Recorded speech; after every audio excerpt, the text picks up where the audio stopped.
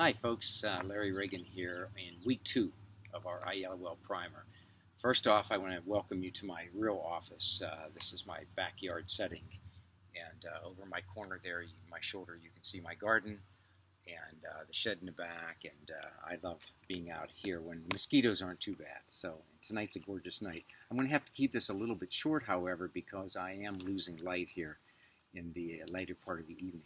So a couple quick things about week 1. Thank you so much for getting engaged, folks. Love learning about what you're doing. Love you sharing your family stories and your dog pictures and your hobbies. Yeah, apparently we have 2 dogs named Lucky in the program. Terrific. But also letting us know a little bit about what you do and your roles and responsibilities. This helps us to know who the target audience is and how we're positioning the program. So thank you for your efforts. Second thing there, if you do additional posts once the week is closed, which I'll say Sunday afternoon, the week's kind of wrapped up, we're launching into the second one, the faculty may or may not go back in, or the moderators may or may not go back in and post. So don't be disappointed. That would encourage you to try to do the work if you can, say by Saturday evening would be good. Hey, the questions from Karen Peterson for that Section 3 assignment are terrific. This every year turns out to be a great part of the program. This was Meg Benke's input. Some of you know Meg from a number of years ago when she was faculty members with us. Read through those questions. I love the fact that you're thinking big and you're selecting people to interview who are at the president level or the provost level, dean's level. Those are the individuals that are really going to give you the insights into your organization and the vision of the institution for an e-learning, online learning initiative. So great stuff that way.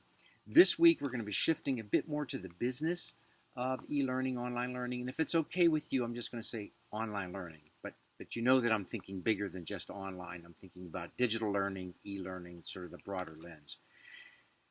The business dimension deals with several components, one being policy.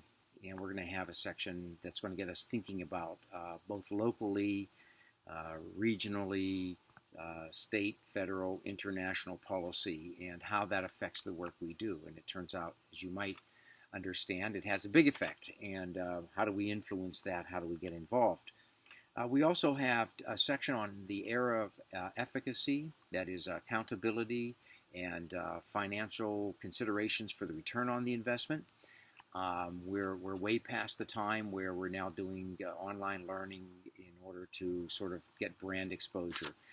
Many institutions are looking at it as a new revenue stream, and Andy Sheen will lead us through that conversation. Dave Soleil is going to take us into understanding the marketplace and establishing your brand. Again, I know this sounds very business talk, but the reality of it is that's where we are. So I think we've got a couple sessions in there.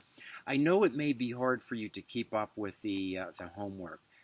I certainly understand that, and we see that every year. Do what you can. I always say to people, don't fret. Don't let this stress you out. It's not the intent. Try to keep up with it as well as you can. If you don't get to all of the assignments, pick the ones that you think will really have big impact for you, or read through all of them, do some light posting, even if you say something like, you know, I wish I could write more, but this is off the top of my head, if that's the depth you get to. That was a Carolina Wren, by the way, in the background there saying hello. It'll be fun, and hang in there. We'll keep things moving along here, and we're getting prepared for you in a couple weeks up here in beautiful State College, Pennsylvania. So we will see you online, and thanks again for being with us. Bye-bye.